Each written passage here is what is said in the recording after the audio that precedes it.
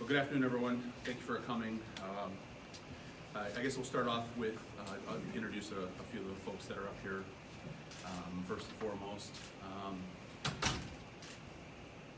to my right, your left, I have Bill Wolf from Mina's side of the family, one of her sons, Noel Devine and John Wolf.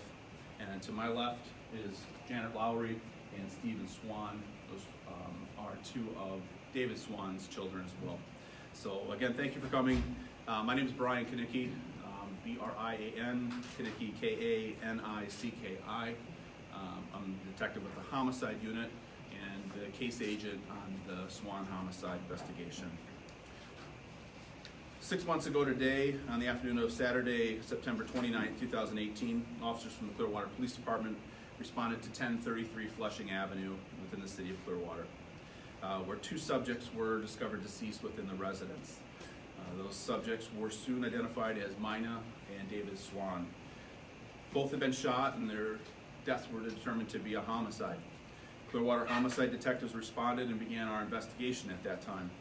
Our subsequent investigation revealed that the victims were last seen alive on the afternoon of Thursday, September 27th of 2018. Our continued investigation suggests that this crime was specific to Mina and David Swan. It was not a random act. The Pinellas County Sheriff's Forensic Unit also responded to the scene and assisted with detective processing the crime scene. During that process, nearly 200 pieces of evidence were collected.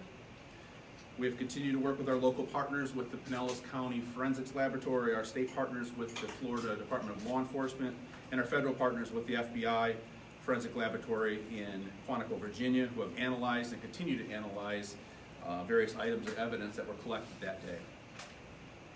During the course of our investigation, detectives have interviewed over 100 people who were deemed to be a part of the family, friends, neighbors, business associates, contractors, and anybody else that was identified as having contact with the victims in the days, weeks, and months, and even years leading up to their murder. Investigators have collected hundreds of hours of surveillance video from throughout the area and that neighborhood specifically, and we have received dozens of tips which have all been followed up on and continue to be followed up on at this time. Actually, detectives were out again in the last week in the neighborhood conducting further interviews with neighbors and citizens from that area. The fact pattern from this homicide has also been entered into the National VICAP, which is the Violent Criminal Apprehension Program managed by the FBI. The family of both Mina and David Swan have established a reward for information leading to the arrest and conviction of the person or persons responsible for this homicide. Today, on the 6-month anniversary, we're announcing that reward has been increased to $50,000. Outfront Media initially donated billboard space throughout the Tampa Bay region and has again committed to displaying billboards indicating this new $50,000 reward and soliciting tips and information from the public. The point is, someone out there knows something about this crime. We are again encouraging the public to contact the Clearwater Police Department's Homicide Unit with any and all information about these murders. The Clearwater Police Department Homicide Unit has a tip line being 727-562-4141. At this time, I'd like to invite Bill Wolf up to the podium. Representing the Wolf family and Mina Swan, we'd like to first of all thank the efforts of law enforcement for their tireless work in trying to find out who perpetrated this horrendous act, and that they have our full and complete support. And we also would like to thank the media for taking the time to come keep this in the public eye so we can try to get to the bottom of who perpetrated this and who took our mother's life and stepfather's life. Thank you. John, if you had any words, Noel? Hi, I'm Noel Devine, Mina's daughter. I can't believe it's been 6 months. Thank you for remembering her. I also want to add my thanks to the tremendous efforts on behalf of everyone who's worked hard to try to find out what's happened to my mother and to David Swan. It's extremely important to us as a family. We have kids, we have grandkids. They were her family. She loved them dearly. There's nothing more difficult than trying to explain to a child what happened. It's hard enough for us as adults to handle this. I can't imagine the tough conversations we've had to have, how those continue over the years. So we are looking very, very much for answers. We know that there's answers out there. We know that. We know someone out there knows something, and I hope they'll share that information. It's extremely important to us. We wanted the reward out there as a reminder that Mom was loved and very much missed. And now, the one thing that could help, the one thing that could help is finding the answers to what happened. So please, if anyone knows something, if anyone hears anything, if they've seen anything, please call the tip line. It's very important. Don't hold back. We would really love to find the answers in this case. We would like to have our peace. Thank you. And Janet, Hi, my name is Janet Lowry. I'm one of David Swan's daughters. The Swan family would also like to thank the Clearwater Police Department for their ongoing work on this case. We would also like to thank the people of Clearwater and the greater Tampa area for the tips they've already provided to police. And a big thank you to Outfront Media for their donation of billboard space. The strain of Dads and Mina's deaths is enormous. There are 7 children from 2 completely different families, all grieving in different ways. We are all struggling with the unknown, and our minds never rest in trying to remember anything that may help the police. Mina's son is battling terminal cancer, and our prayers are with John daily. As for the Swans, we all live out of state with full-time jobs and are trying the best we can to focus on our daily work, tormented by the strain of the unknown and the challenge of being so far away. Some of us still have children at home, which requires a different level of focus still. There are many young great-grandchildren who are frankly a bit freaked out that there's a murderer out on the streets, and they worry about their own safety. 2 months before we lost Dad and Mina, our mother moved into memory care for advancing Alzheimer's. So in essence, we lost 3 parents at the same time. Part of the mourning process, at least for me, is to also take the time to celebrate the time you did have with your loved one and the contribution they made to your life.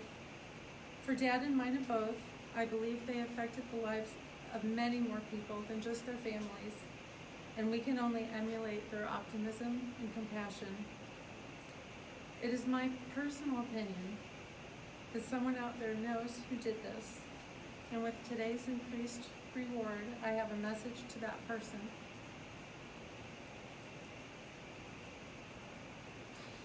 You have the power to put our hearts at rest. You have the power to stop the emotional roller coaster of fear in our young children. You have the power to stop someone from committing more murders. Please make a phone call, take the reward, and use the money to change your life. Thank you.